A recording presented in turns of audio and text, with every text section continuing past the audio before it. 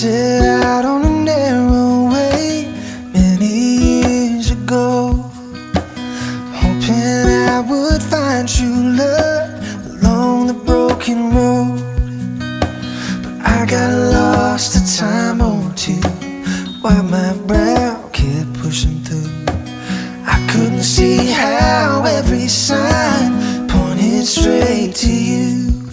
Every long lost dream led me to where you are, and others who broke my heart, they were like northern stars, pointing me on my way into your loving arms. This much I know is true, that God bless the broken road that led me straight to you. Actually, nagustuhan ko kay Camille, siya, sobrang mapagmahal niya sa asawa niya, lalo na sa mga anak niya, tapos sobrang passionate niya kay Lord, which is doon ako na-in-love kasi naghahanap ako ng parang tutulong sa akin magpalapit kay Lord. He was the man who made me feel that I am loved, I am protected, valued, and I'm important as a woman. And I really thank him for everything that he's done for me, that he made me feel that I am the most important person in his life.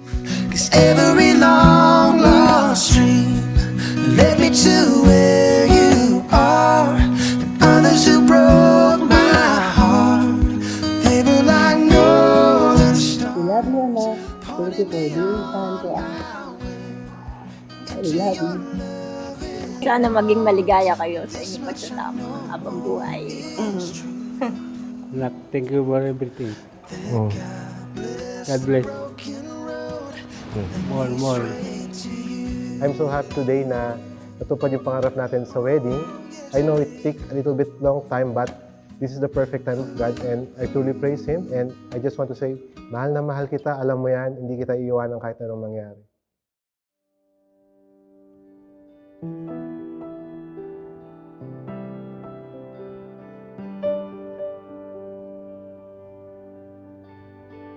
O, sa pinamamahal kong kapatid, you're welcome.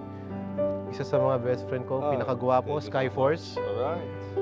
Tapos sa kapatid ng aking asawa, si Bernard, matalik kong kaibigan. At kay Dr. Chan, ang takinang doktor.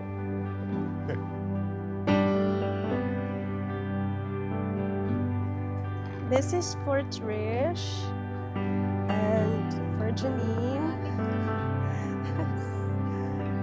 for my sister Candice, and for Claudette. Thank you!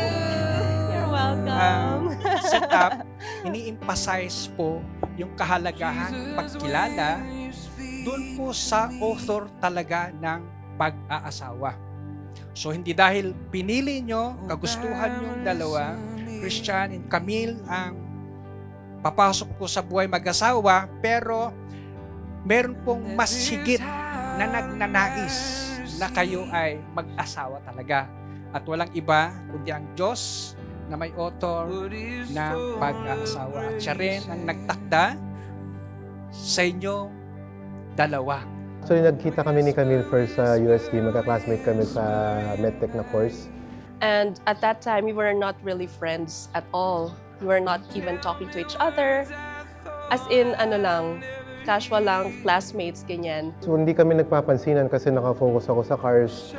Sa business ko, nagtitinda ako buy and sell. Tapos si Camille naman nakafocus sa studies. And then, 3 years after graduation, that's the time that we met again. And when I first saw him after graduation, I don't know what I felt, but I was like mesmerized. Nag-message siya sa akin through Facebook. Oo, siya yung una nag-message. I was just so flattered at him and about how he talks, how he moves. And I didn't know that he was feeling the same way about me. Then, from that, nagkakilala kami, nagkausap kami, sabay kami nag-aral for the real estate broker exam. And then we became boyfriend and girlfriend. Ganda mo.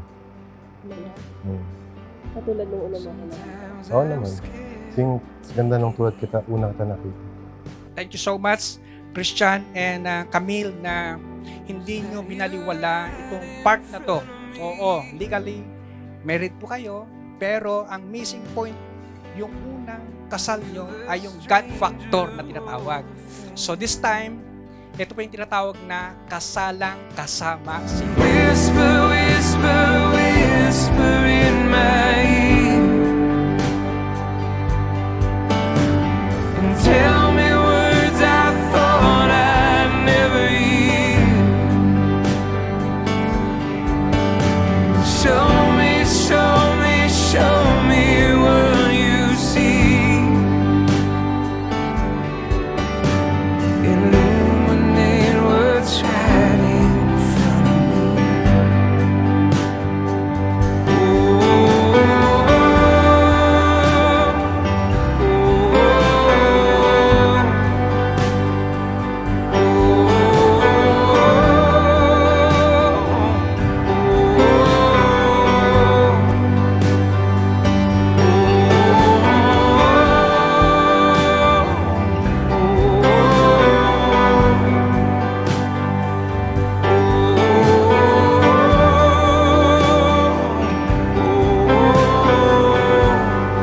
Babe, alam mo naman na whatever happens, whatever trials that come into our lives, we've been on the mountaintops, seeing all the good things before us, and we've been on the valleys, weathering all the trials and the hard times of our lives.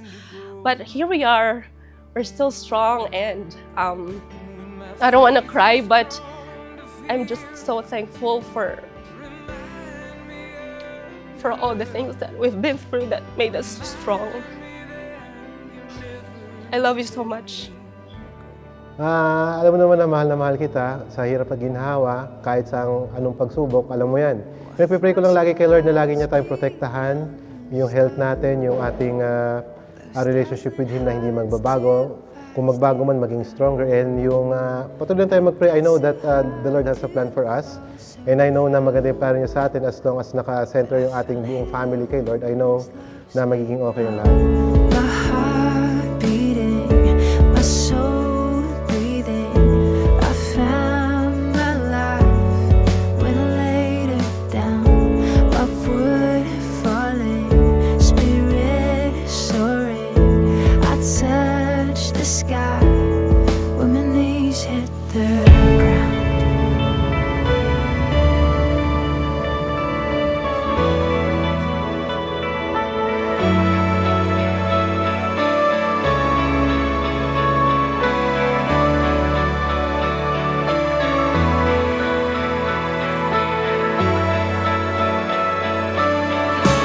Finally here at your feet again. Everything I am, reaching out, I surrender. Come sweep me up in your love again, and my soul will dance on the wings of forever. Finally here at your feet again. Everything I am, reaching out, I surrender. Sweep me up in your love again, and my soul will dance on the wings of forever. Now that we are renewing our vows for each other, I know that with the Lord in our midst, we will have a promising future, a clearer vision, even greater dreams, and our love and commitment will be stronger than ever. Basta kay Lord tayo nakafocus, hindi tayo pababayaan at lalo pa niya tayong palalagayin sa ating buhay. My heart beating, my soul breathing. I found my life when I laid it down. Upward falling, spirit soaring. I touch the sky when my knees hit the ground. Finally here at your feet again. Everything I am, reaching out, I surrender.